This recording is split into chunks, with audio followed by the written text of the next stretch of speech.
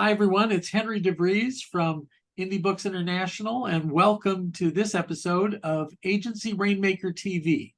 This is where we interview agency rainmakers to see how they make it rain. And with me today is Corey Morris of Voltage in Kansas City. How are you today, Corey? Good. How are you, Henry? Doing great. So let's just jump right into it. Who do you serve? Who do you target? Yeah, so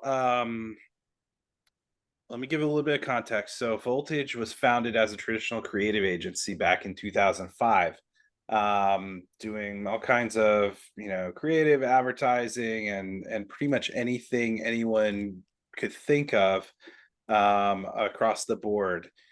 Quickly, we're asked, well, can you help me with my website? So in the mid 2000s and late 2000s, got heavy into web development and hired in staff to go along with the creatives and designers.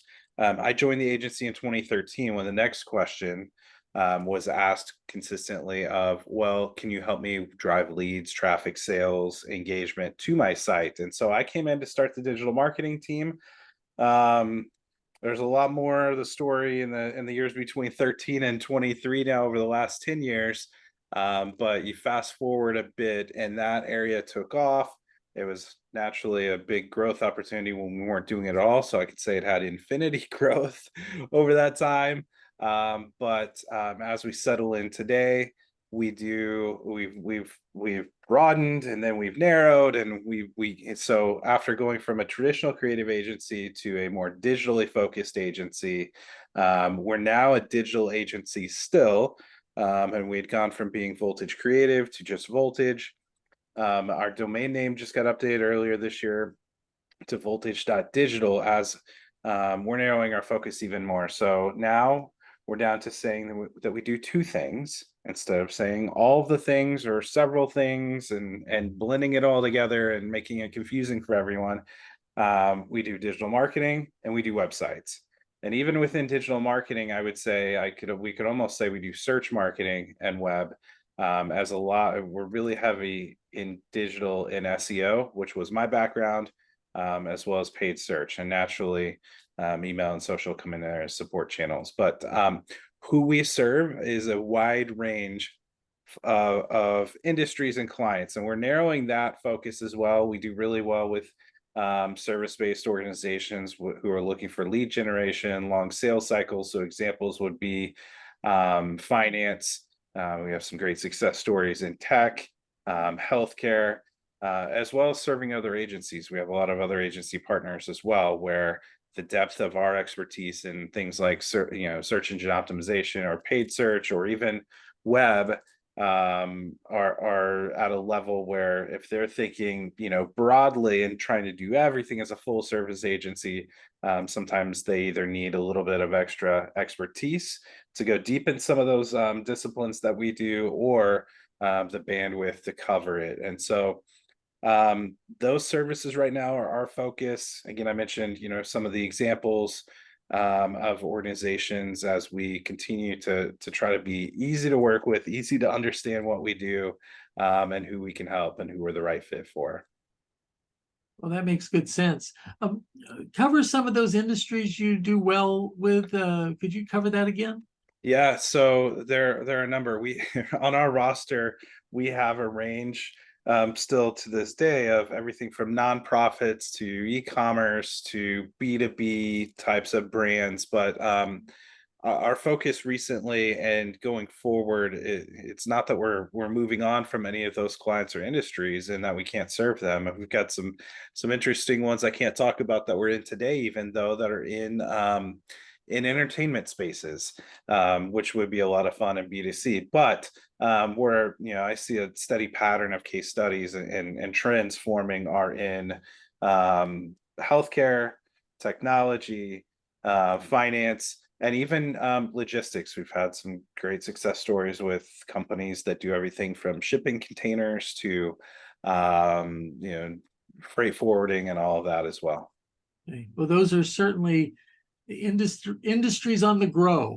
So you're in good Yeah. areas there.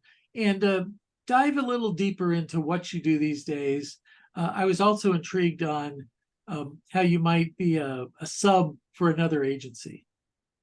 Yeah, so I'll start with that part of it first. So where we work with other agencies, we've got a large local agency, much bigger than us, that kept going through web developers and kept going, and struggled to consistently be able to set up their processes. We filled in a pinch for them on a couple of websites, and that's turned into a many years partnership. And that's just one example on the web side of our shop, where agencies will partner with us. We'll give them a preferred rate. Partner rate will either be a white labeled and behind the scenes, or we'll come to the table with them so they don't have to translate everything backwards and forwards. Similarly, that's been the case on our marketing side and it started with search engine optimization. We'd have a client who we had a really large global agency who had bundled SEO in as one line on this massive list of things that they had in their agency of record contract. And that actually was SEO, and it really mattered to that client. And so they didn't have that depth of expertise in house at that moment. So some contacts reached out, and we started with an audit and blew them away with how deep we could go there, and it grew from there. And so we worked with a number of national consumer and B2B brands with them, and that's just one example of probably about a dozen different agencies that will partner with us. And again, as I mentioned, we make the rates work. We make sure everything works for everyone, and the arrangement of whether we're at the table with them as Voltage or we're just a behind the scenes member of their team. We like to make that work as seamlessly as possible for everyone. It was kind of an accidental thing where, friends are like, hey, could you help us with this? And then we become their go-to partner. Right. Well, and I see much more of that in the future. When I started my agency, I took a specialty of publicity. I was just going to focus on publicity. And right away, we grew it by finding ad agencies that wanted that capability, but had no desire to hire people and create that. So we white labeled before we even knew what white labeling was. We white labeled Yeah, publicity for them. So I like your strategy there in interviewing agency leaders and people predicting the future. I see much more of that in the future. It's going to I be do about too. knowing what you know, and then, like in Hollywood, teams come together. When Clint Eastwood makes a movie, Clint Eastwood pulls his team together. So I see more of that in our world. Well, you'll be in there, and another group will be in there, and this other people. So we're creating these. What did somebody call them? Ecosystems. We're creating these Well, ecosystems to help. and clients expect us to bring expertise to the table, not a commodity. And so I mean, it goes the other way around, just like you were talking about for us. If somebody wants PR, we have our trusted partners for that. We're not going to go try to figure out how to do that on the fly, or large scale video, or traditional broadcast advertising media. So we've got our partners for TV and radio and things. So I think our clients, to your point, would much rather us bring all the experts to the table, and work smoothly together, than to say we do everything and do it all, and still only do a couple of things well and do a bunch of things poorly or in a disjointed way.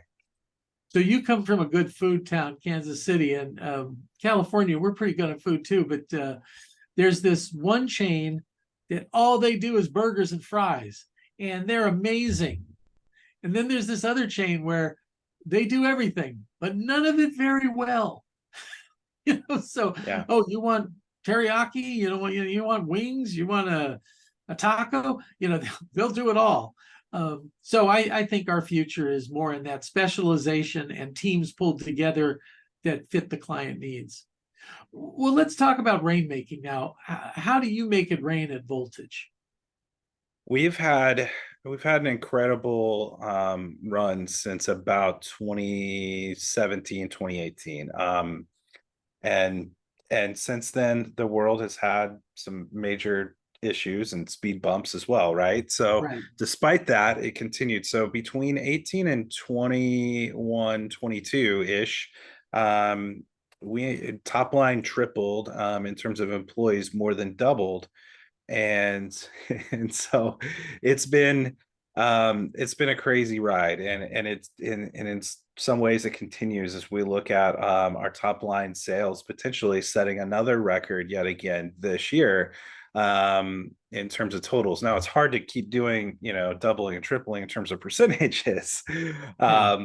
But our focus the entire time has been on helping and being a consultant to clients where, I can name, and I've written on this before, but there's probably, typically a handful. I could categorize them in 3 to 7 categories of buckets of clients who come to us. Some who are scaling up, who have never worked with an agency before, and some who have worked with agencies and been burned. Some who, and there's multiple categories there. That's where I could get closer to 7 instead of 3 or 4. And those who have an in-house team and just maybe need a specialty, like just come supplement our SEO knowledge, or who need capacity in terms of time. So understanding that and not being salesy. I mean, I learned COVID, we were on a good trajectory for the first couple of years of that, or first 18 months of that, when I had taken over sales. And I don't say any of this for my own gratification. You asked the question, but and I've leaned on my team through all of this, but humanizing things has helped so much. And COVID actually forced a lot of that, because we weren't sitting down in a room for a very extremely formal pitch session, going through a deck, doing a whole dog and pony show. Or I feel like RFPs in some areas have gotten less formal. In some areas, in some industries they won't change. But a lot of the processes, I feel like, got a little bit more informal when we could talk more frequently through Zoom and things like that. Now, I'm not saying I love Zoom at all, but what I learned in that process, whether I'm sitting across the table from someone or I'm on a Zoom session with them, in the first meeting, they filled out a form, or we got introduced, and being able to have a conversation without a pitch deck, without any slides, without any agenda, and to be able to ask questions and actually unlock my genuine curiosity in their story, their brand, what they're doing. I could have some 20, 25, 30-minute conversations that were more productive than a 90-minute or 2-hour meeting that was stuffy within a conference room with everybody around the table going through almost sales game in a sense, or a pitch process. So building rapport quickly and getting the details we need, and sometimes even breaking the kind of sales rules. I'm not a salesperson. I was never trained in it. Mhm. So sometimes after a 20-minute conversation, for full transparency, I'd fire off a draft proposal, just so there's no 5 meetings get to a yes before they see a numbers. I don't want to play those games. And so a lot of that worked in our favor, because we were able to just humanize the process up front in the first 5 minutes, be able to quote rough pricing and not have this smoke and mirrors game in the approach to sales, or make it feel like you put yourself in a sales funnel. No one wants to be in a sales funnel or a sales Yeah. process, or no one wants to feel like they're on a customer journey, even though that's what we're helping them do for their clients or customers. No one wants to be a part of that. And it's one thing if you're buying a car, or maybe you're buying software, and you have a lot of questions and you kind of want some of that process, or at least you've been trained and you can't change it and you Yeah. know what to expect. But I can change the model here.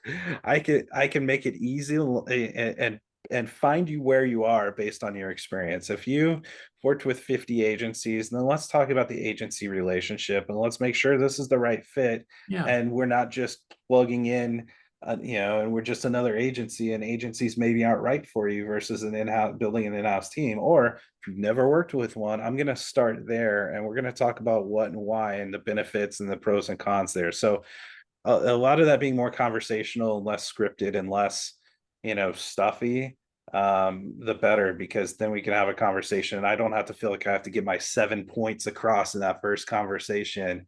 If I get one across and we click, great. If or it just leads to the next conversation or an introduction to the rest of my team. Yeah. And you and I have been in workshops, and we've talked at other times about things like being upfront with, okay, here's how much things cost, and here's a discussion document, not an agreement. Here's something that we can discuss from. So it's not set in concrete if we didn't get your needs right. So this is your philosophy, right? Yeah, I think understanding in a polite way for both sides, wrong fit is as important as right fit. And we're I'm not perfect. So I've probably rushed into some partnerships with clients and gotten excited, and they've gotten excited because we focused on like whatever the one thing is, and we didn't fully flesh out what the full relationship would look like. And so and who we're working with and kind of the pace that we'll be going, what all the deliverables are. Um, so I've learned some painful lessons over the years, and I'm still learning them to this day. And so there's a lot that I lean on to adapt that process, and my team. You know, I've got a head of growth on my executive team as well. We tag team a lot of it today, and we're constantly learning and refining because, yeah, to your point, let's make it easy to buy from me, but more so, it's not this linear one way thing where we're going to get to it and you're going to buy, you're going to fall down this.